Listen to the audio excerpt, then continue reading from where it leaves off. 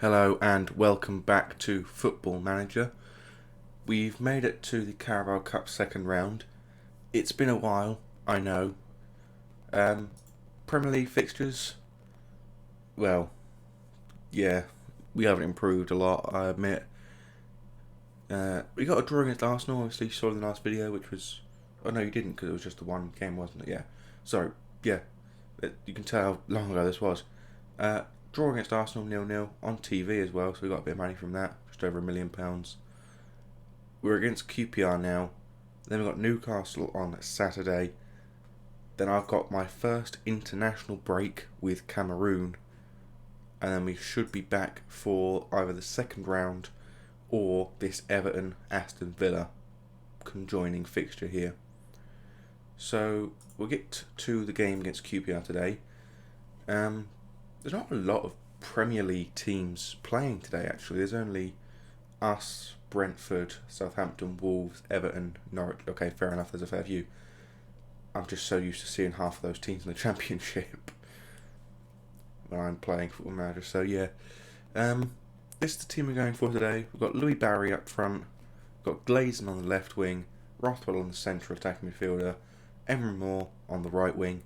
Tommy Doyle, central midfield with Ben Thompson, the only two players above 7.0.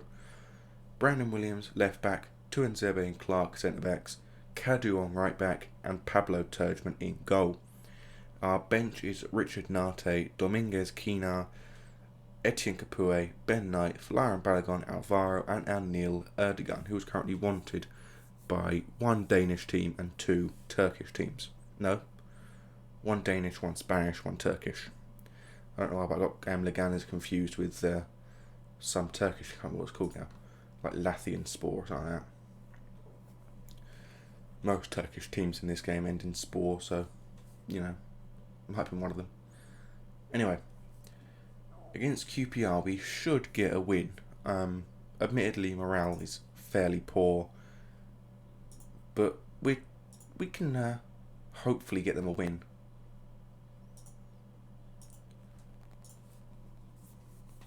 Right, unbeaten in 3 matches. Yeah, go on. We'll get the chance to win this game. Everything's fine there. So far, 1 shot to us, 0 to them. 3 to us now. So yeah, we're doing well. I looked also in the off-time, on the off-camera bits, at how Boston were doing. They're mid-table. They're not actually doing that well. Quite a few 1-1 draws to start their season off with. Glazon now with the ball on the left wing though. Back to Millwall. Can't quite get there, but Thompson picks the ball back up again outside their box. Swings another cross in. Glazon's header goes and hits the crossbar. And Emery Moore ends up losing out to Kane Vincent Young. Yeah, as I was saying, Boston United, a couple of 1-1 draws, giving them a mid-table position so far. They really haven't been scoring goals. I don't quite know why. Might be because they haven't managed to find a new striker after Napier left last season. Not too sure. Could be any reason, really. Kadu with a good tackle there, though. Back again with Millwall. I'll stop talking about Boston now. Kadu puts the ball into the middle for Rothwell, and a beautiful shot from Tommy Doyle cannons back off the crossbar just for Louis Barry to finish with a goal for himself. His first, mind you, in a Millwall shirt. And this looks like a fairly packed Kian Prince, whatever it's called now, stadium for QPR. What was their old stadium called? Don't actually remember there. The Kian Prince Foundation Stadium.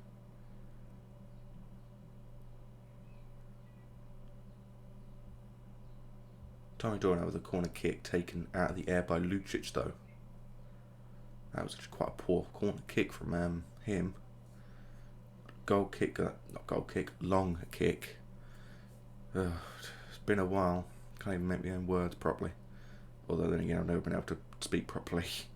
Rothwell holds the ball up, puts it out to Glazon on the left wing, into Doyle into the middle. Forward again for Glazon to pick the ball up again. Glazon holds the ball up, takes it back to Doyle, who has a shot, but it's deflected wide. No, just goes straight wide. 35 minutes down, and it's still 1-0 Millwall. And our first win at least competitive win, at least, of the new season is under our belt, almost. Also, I'm not sure if I mentioned this in the last episode. I probably did, given how much of a fan I am of them. Ipswich Town came second in the FA Cup. I probably said this last time, but I found that incredible.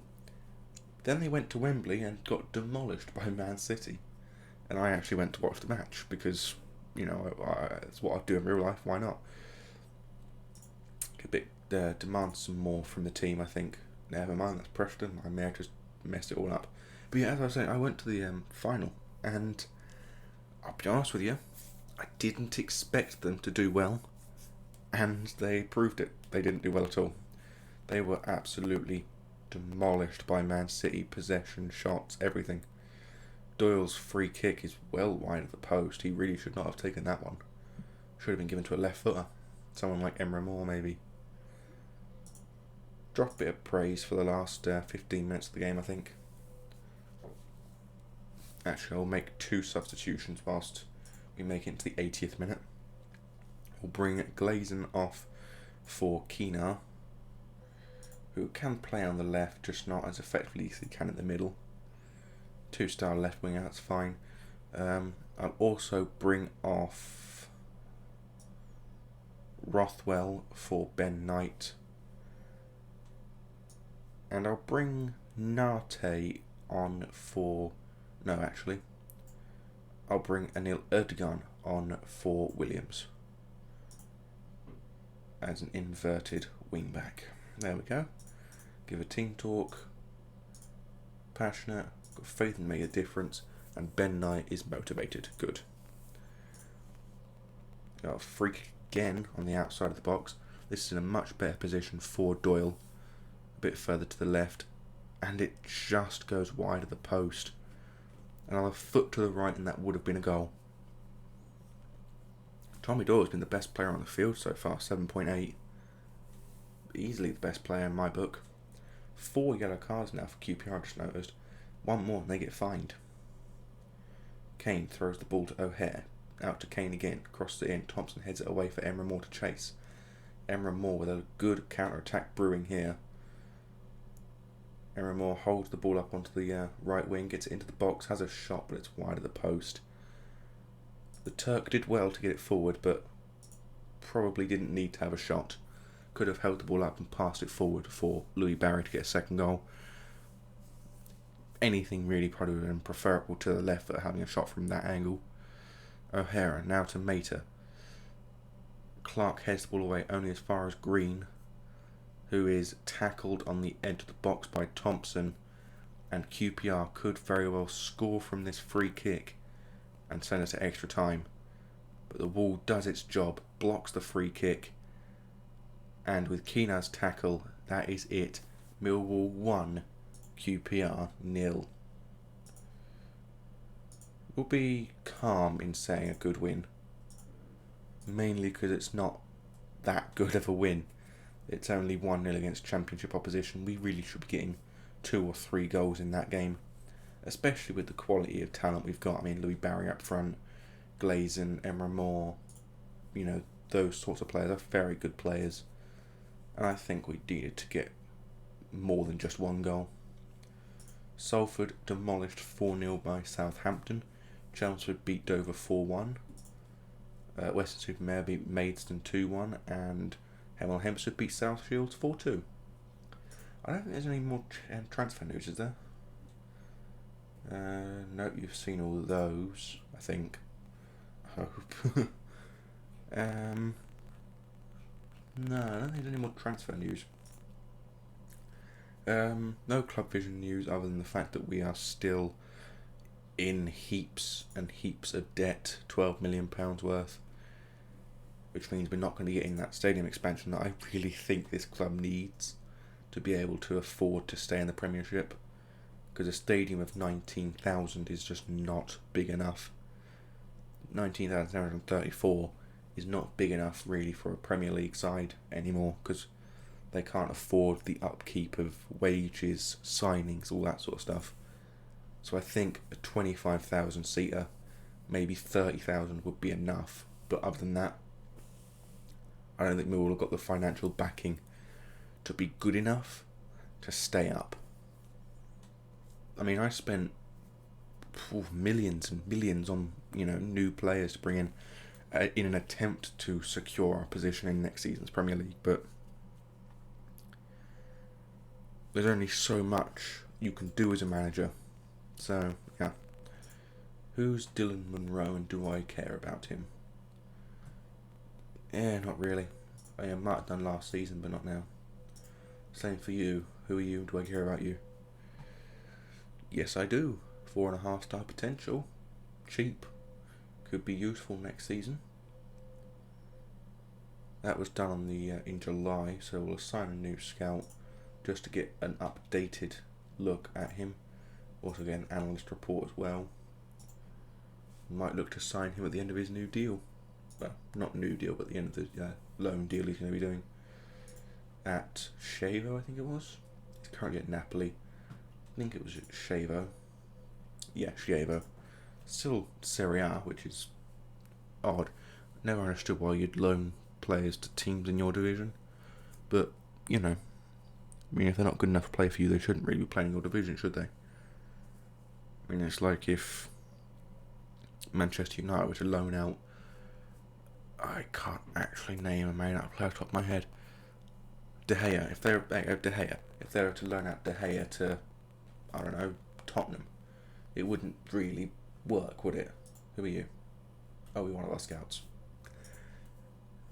As you can see, I'm up to date with all members of my non-playing and playing staff. So much so as the fact that I also forgot that Dieter Jean was a player for us. £5.5 million German, under 20 international, and I'd completely forgot he existed. Whoops. Yeah, you can tell how long it's been since I played this, because I literally cannot remember anything about this save. Apparently, Yusuf Poulsen actually turned out to be a good player. I remember back in FM 17 when he was playing for Leipzig in... no, it would have been 16 then, when he was playing for Leipzig in Bundesliga 2. And he had a rating of about 2 stars if you were a Premier League side. He was not going to be a good player. And clearly, that's changed. Anyone to root for in this one? Nope. At least not that I know of. I don't actually know off by heart the Millwall rivalries, so yeah, I can't really suggest one way or the other a team to support in a certain match if it's not a team I haven't managed before.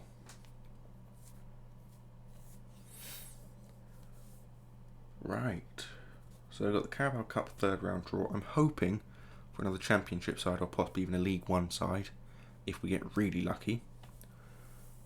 Then we've got the Newcastle game, and hopefully it won't be however long this break was again. Apologies again for that. Things just came up. I never got around to being able to record,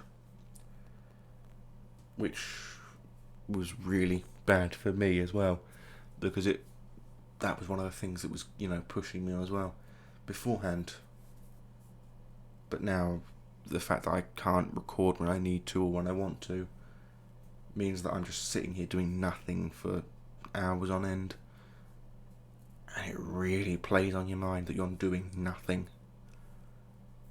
But back from the slightly depressing moment there. It appears that most of the Championship and League One sides are losing. For instance, Hull defeated 1-0 by Watford. Blackpool did keep Leicester to a 2-2 draw, so that could be a penalty earned for them. Not sure. They scored one earlier in the match with Hardy, so they might be able to hold on and win on penalties.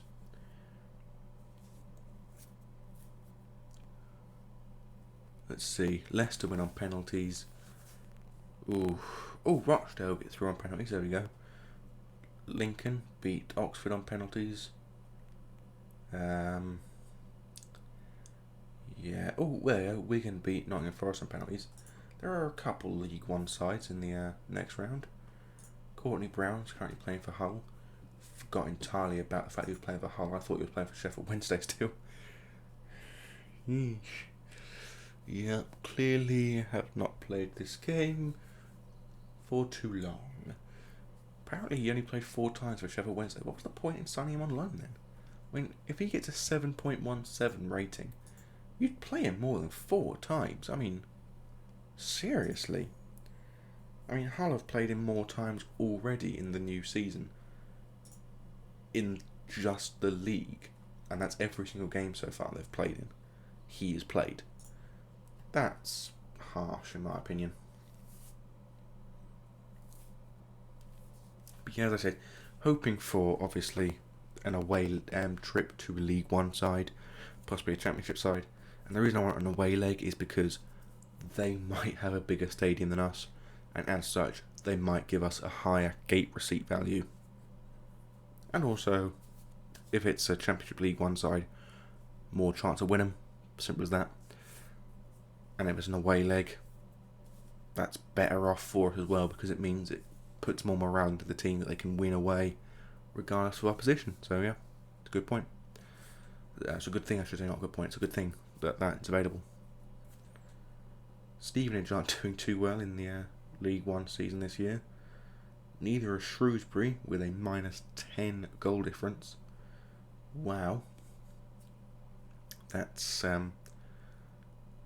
impressive, to say the least. It's impressive. I don't know why the game's taken so long to load as well. It's, for some reason, all of my games seem to take ages and ages to load for some reason recently.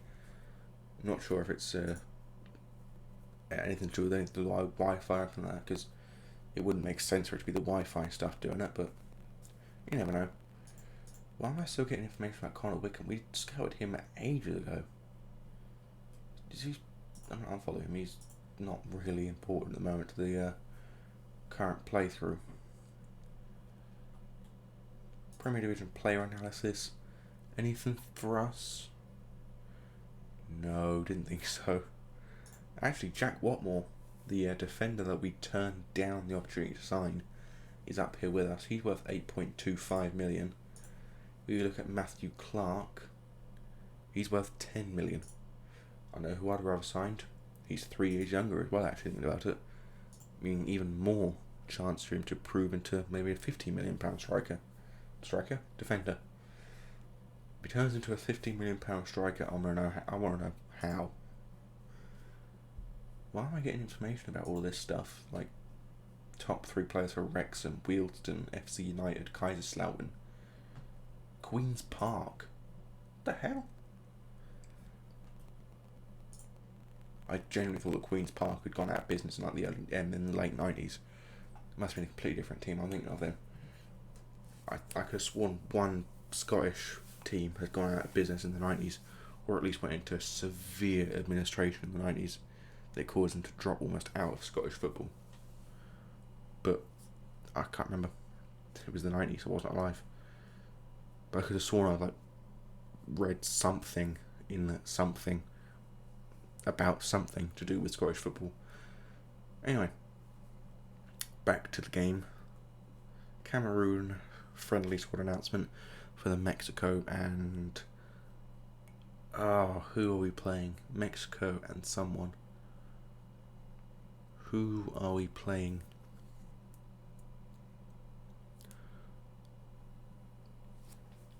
I think they're a European side. I could be wrong.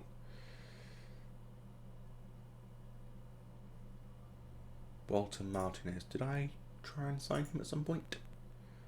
Probably. I mean, he's only our national quality at the minute. We'll get him when he's a bit more expensive. Well, yeah, he will be expensive, but I mean, a bit more experienced. Probably better. Don't know why I'm being told about all this stuff. Because if I'm honest with you, I really don't care. about any of this stuff. These aren't players I'm looking, well, other than Luis Suarez, these aren't players I'm looking at. But he's still only Sky Championship level. He's not actually a Premier League quality player yet, which is quite funny when you think about it. Given the fact that he's currently Celtic's, or he was one of Celtic's key players. Apparently Caio Jorge is now a Brazilian wonder kid, who I always seem to get mixed up with the old Brentford player. I'm not sure if he actually still plays for him. I don't know why I clicked on that one. I'm not sure if he still plays with them or not. But there was a old striker for Brentford who I always got confused with Caio Jorge. Or whatever his name is, however you pronounce it. He might have been sold, at least in this time frame.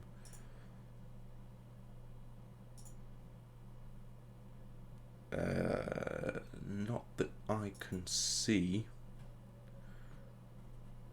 No, I don't think he has. No, he wasn't. I can't think who it was then.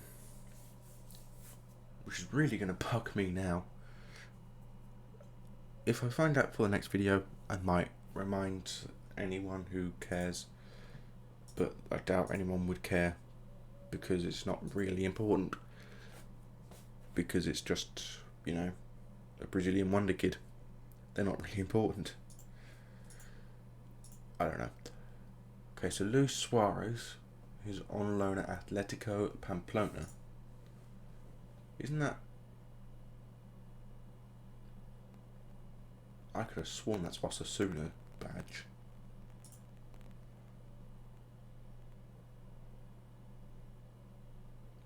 I could have sworn that was the Osasuna badge. That is Osasuna, isn't it? Am I going mad, or is that Osasuna? Hang on, no.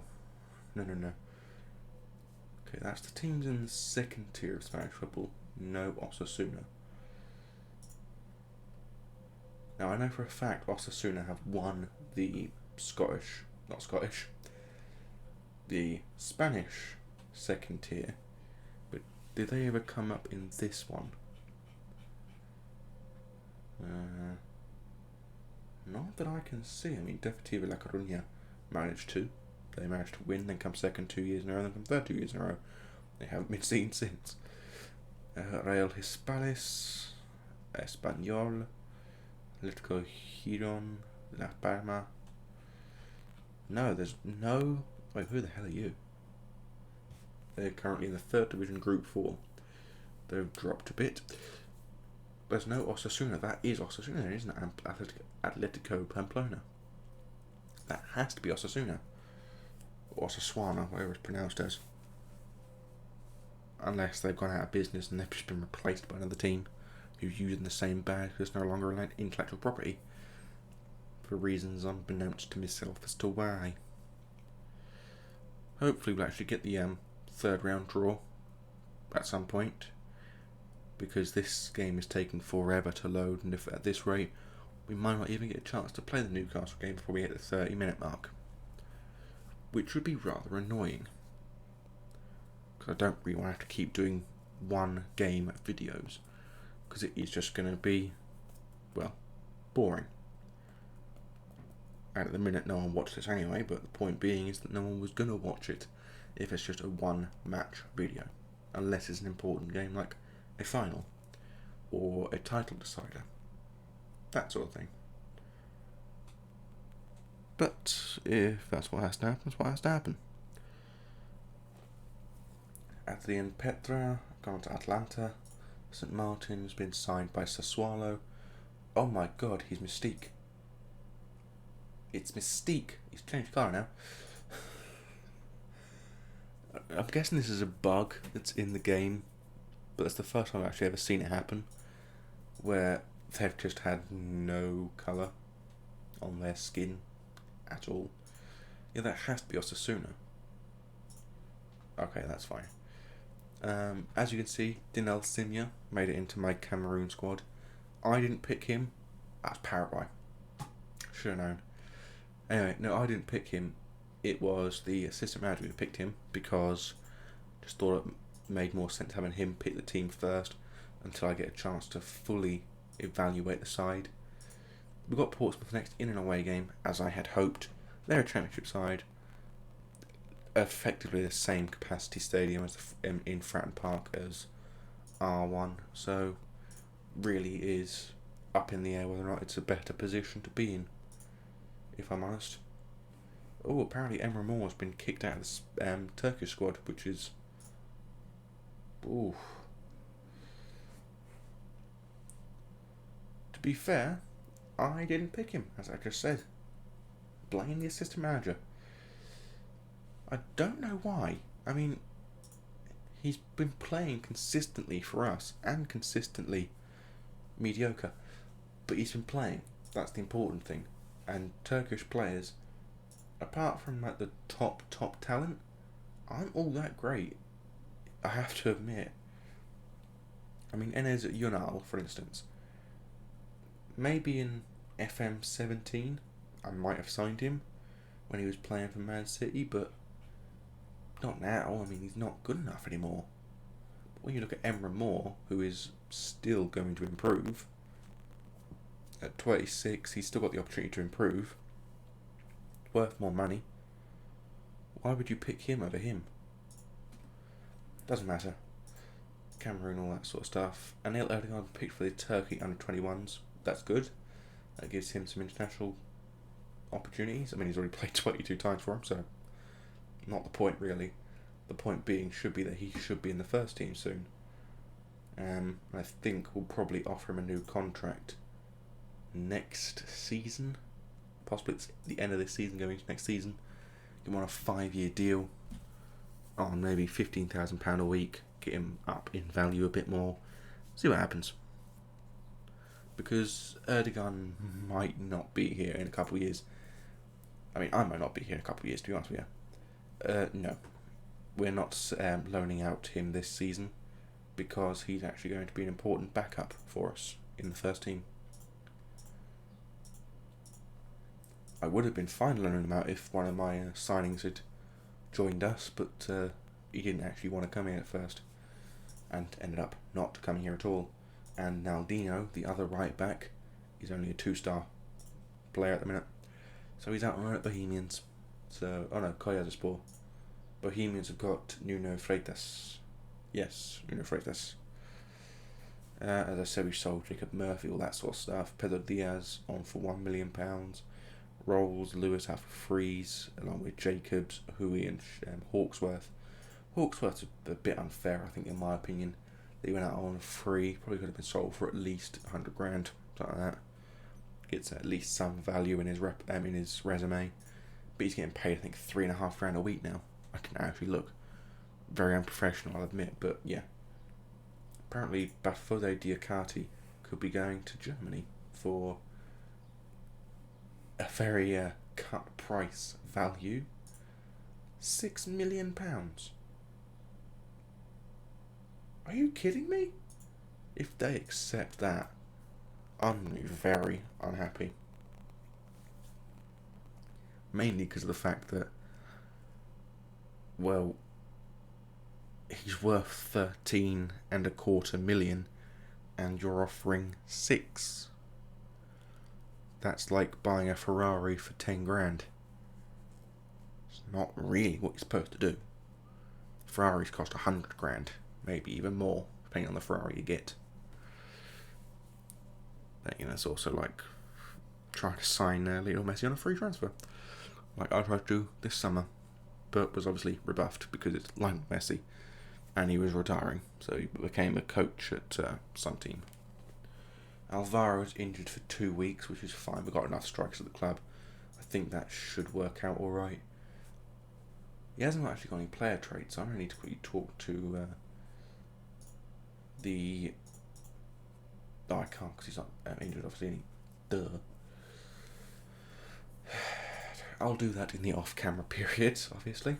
But I want to get him a trait, places shots, because with his... Hang on a minute, when it loads. With his finishing at 14, that could probably bumped up to about 18 before he's finished improving, meaning that placing his shots with finishing that high almost guarantees 20 goal a season. Almost guarantees it.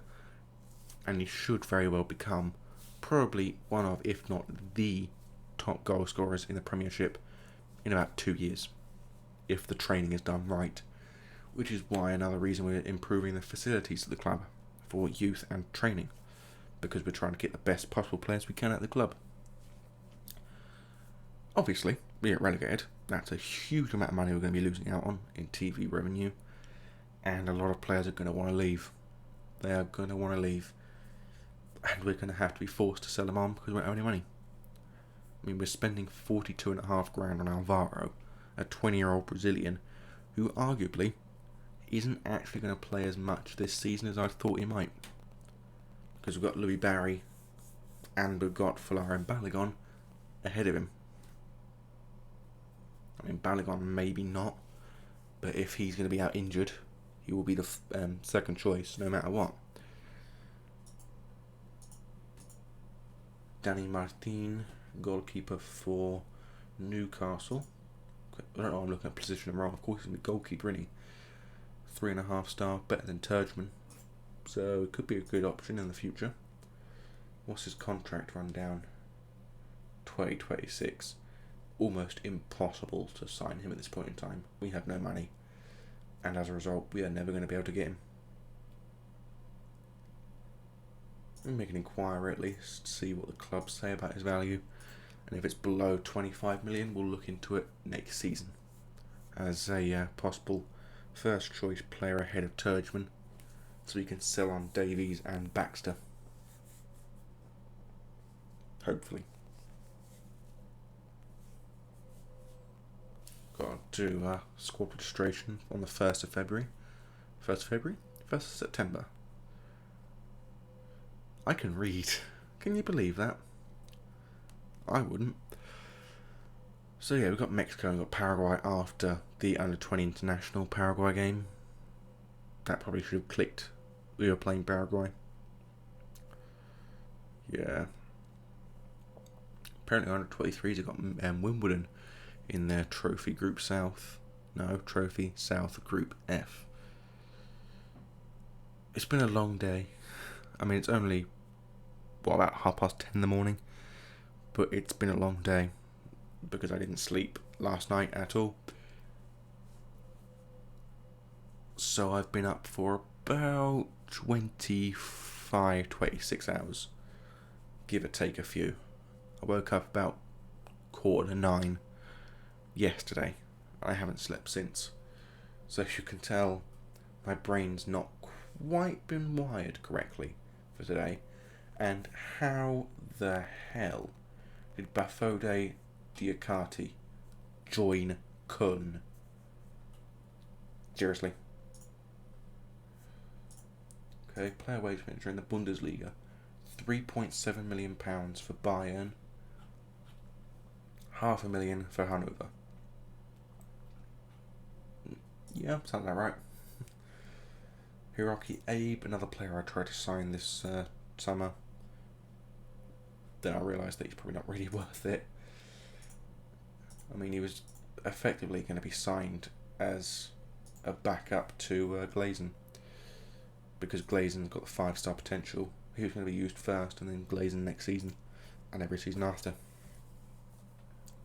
But yeah, didn't sign him, didn't have enough money, and as such, brought in Glazen, first choice, because he is still the best left out winger we've got. So yeah. So currently, what's looking likely is Everton, Aston Villa. These two after the Newcastle game. I don't think it'd be worth going to Portsmouth and Man United, because I don't think it's really going to be good enough. And plus a Wednesday, Saturday, bit iffy. I mean, a Tuesday and Saturday is a bit iffy as well, but just going to Saturday to Wednesday, it's longer, I think. Saturday, Sunday, Monday, Tuesday, Wednesday, Thursday, Friday, Saturday. I think it's actually even. I'm not too sure. Oh, I still got a B in GCSE Maths. Would you believe that either? I can't count, apparently. Hence the really, really poor sleep. I'm hoping that my lack of sleep won't impact too much in the management of Millwall this season, as a sleep-deprived manager, probably about as effective as no manager, in that at least no manager wouldn't give very confusing information to his team. So as you can see, we've got 3 strikers and an attacking midfielder who could fill in for Alvaro.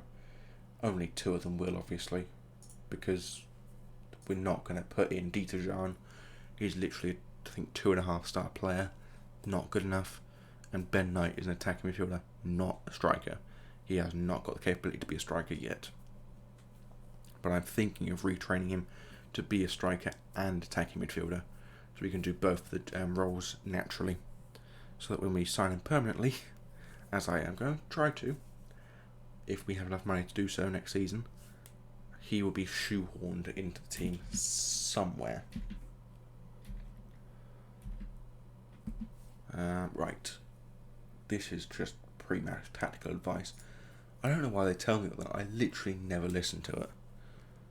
I literally read it, go, if you say so, and then just go play the match with my tactics, as you should as a manager, in my opinion. I mean, if you were doing something horrendously wrong, and you need to be pointed out, someone should say to you, this is going to go horribly. Not just come up to you and say, do this instead. That won't help, because that won't teach them what they're doing wrong. God, I sound like a school teacher. Oh my god, I've become the one thing I hated so much. Okay. But admittedly, it's true. Anyway. Annoyingly, this game is still loading incredibly slowly. So we are running out of time to actually play the Newcastle game. As you can see there, £5 million of profit. It's quite good actually. TV revenue of £8 million was the main reason for that. This should return to being in the black. I'd say by February. I'd say most likely. 5 million per month, but you know that will go down obviously in certain months, up in other months. So I think January, February will be when we get up to that level. Plus any expenditure in January from any transfer budget we might get from the board will sort of change that as well, obviously. We're still a B. Barely. Excellent managerial support, obviously. Still a strong support for me from the players. Atmosphere in the dressing room is a bit poor, which is unfortunate, but not a lot we can do about that. Dynamics of the squad, as you can see, there's a high turnover and contrasting personalities. Hopefully, by the end of October, all of the players will have started to gel more effectively, and all the players that can't speak English will have learnt basic levels of English, and players that can speak the other languages, such as maybe Turgeman speaking Spanish, for the Brazilian players who admittedly speak Portuguese, but the two languages are very, very similar, so that could work forwards. I mean, Tuanzebe, I think he can speak French, can't you? Yeah, he can speak French and Lingala, which I'm guessing is an African language, but I don't know what that is. Which means he could probably talk to Janelle Simia if he didn't already speak English. Yeah, that doesn't make sense. Anil Erdogan can speak Turkish, although Emre Mor can also speak English. That's completely off the table as well. Do we have any English Portuguese people? There we go. Fluent in English, fluent in Portuguese, fluent in Spanish. Dominguez Quina can be a translator. Dieter Jean speaks German. Good English, fluent German. Stiepermann speaks fluent English. so Marco Stiepermann can speak English to him, thankfully. Uruguay, Sebastian Casares, he can speak Spanish, I think. Colombian, they speak Spanish. Yep. Oh, wrong one. American, we'll have to have someone translate for Falar and Balogun. They don't understand football very well. They think it's called soccer. It's very, very weird over there. Oh, that was so stupid. Why did I say that? Anyway, Man City beating Everton 3-0 means that Everton lose the first game for them this season, and Man City make their way to the top of the table with an 8-goal difference, but a defeat to their rivals Man United. Man United and Wolves, the only two teams to have been undefeated and won every game so far.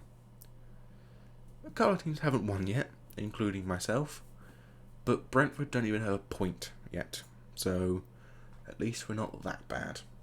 The team that managed to win the championship after finishing 15th the season before, compared to Millwall, who finished in 2nd after finishing in 16th. So we both made a rise of 14 places. Well done. And that's rather impressive, I have to admit, actually. I'm guessing Brighton probably relegated from Premiership before I joined Millwall. And obviously the teams took to the field for the first time under me. I think Brighton might have been relegated from the Premier League. Okay, maximum of 8 players. Oh, sorry, minimum, of 8 players, I was about to say. Maximum already reached it. Louis Barry's apparently homegrown nation. I forgot he was English.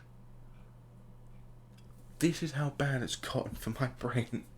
I'd forgotten that Louis Barry, the English striker that I've been searching for a full season, was English. I genuinely thought in my brain until that moment when I read it that he was Spanish. No, I've never met a Spanish person called Louis Barry either, but I've never met an English person called Louis Barry either, so that doesn't count. Spurs under 18s and Millwall under 18s currently going in a under 18 division on the same day we play Paraguay. And I'm just rambling now, waiting for the games to be played. We're not one of the important games, obviously. And obviously, they reject the advance towards their Spanish goalkeeper, because any sane manager would. I mean, Millwall are a team that should be challenging for mid-table when the team starts to gel. Newcastle are mid-table. A new team in the mid-table will kick one out.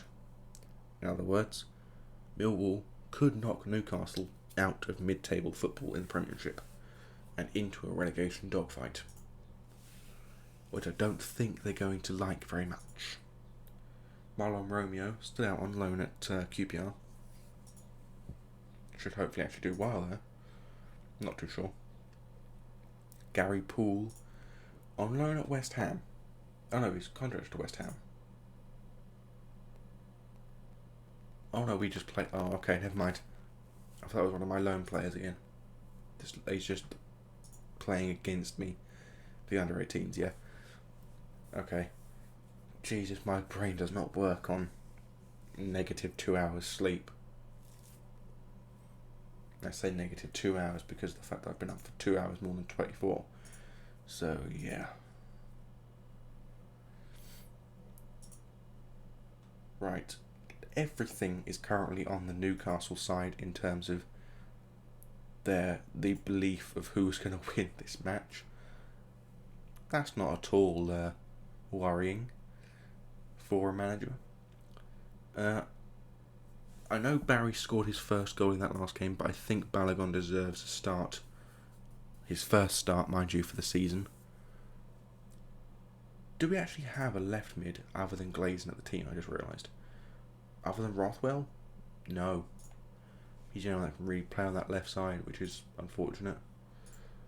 Right, proceed to the match. I think it's probably what's going to be good enough, hopefully. And we might be able to get a result of some form that isn't a defeat. But given how they've got a £40 million... Wait, was it 40 million? He's going to score now. Yes, £46 million striker on the at front. We're probably going to not do well.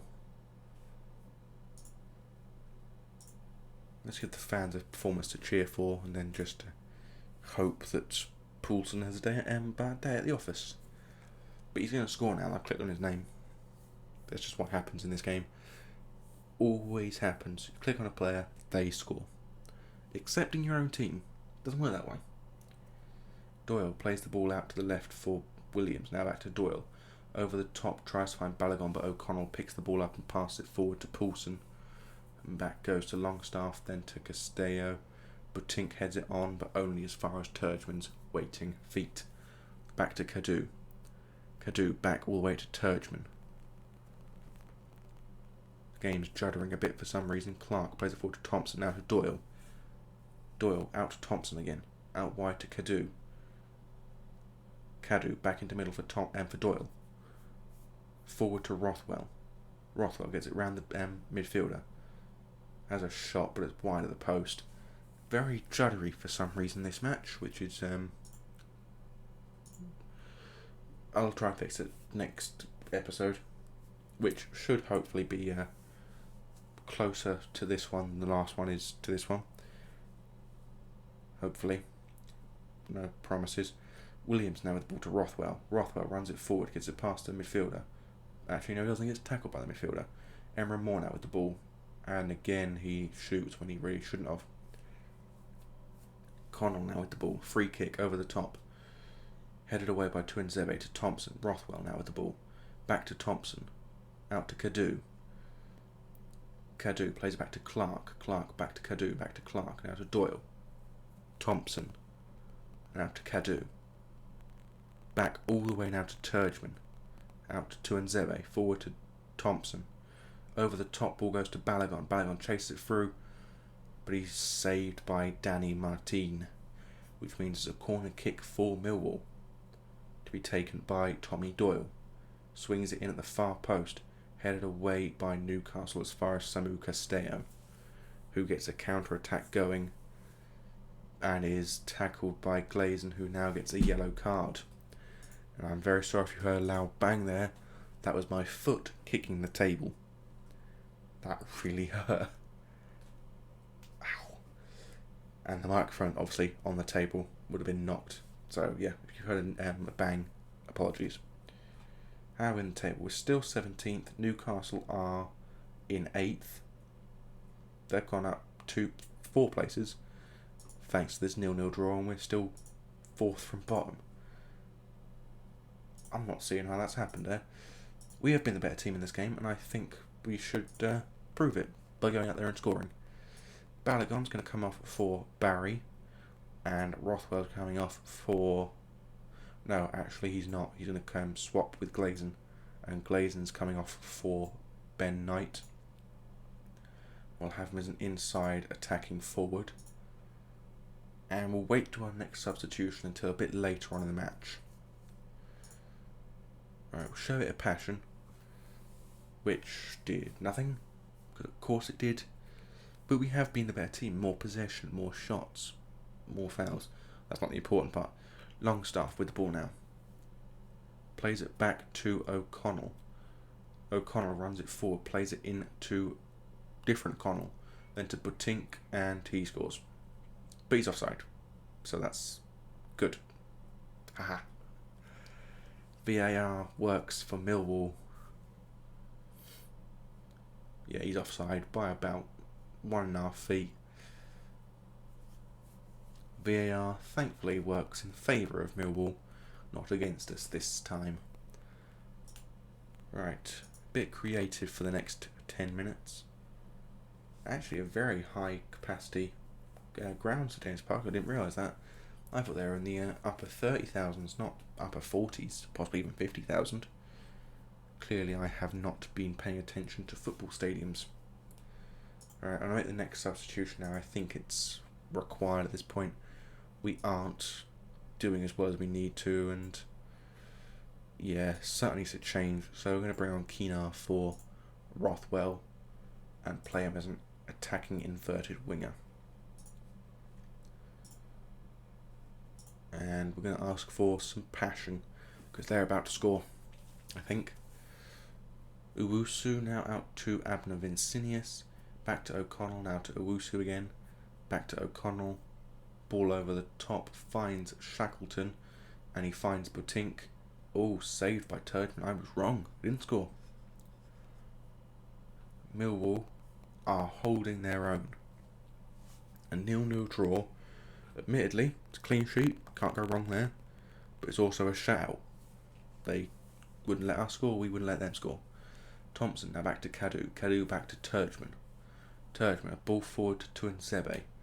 Tuanzebe plays it over the top for Knight.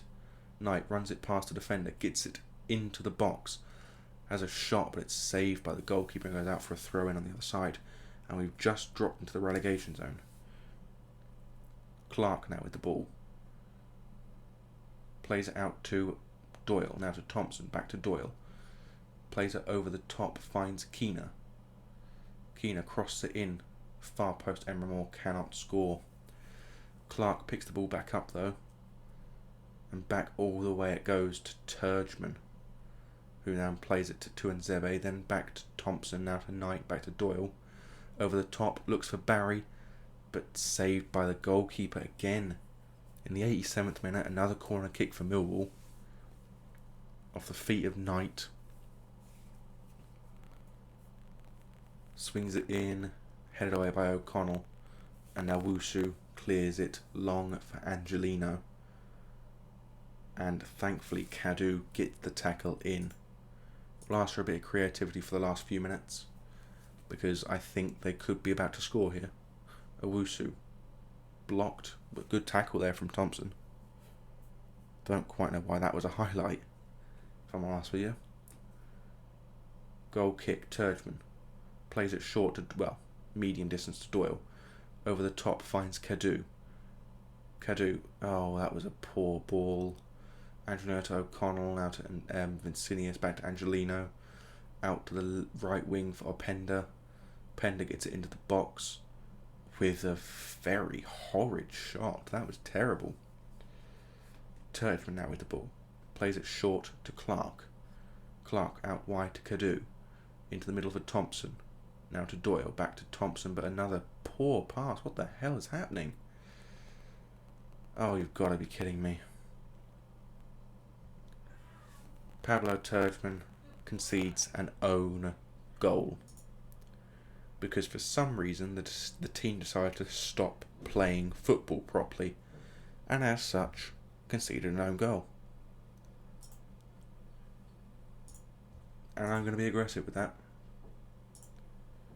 because they did not deserve to go 1-0 down.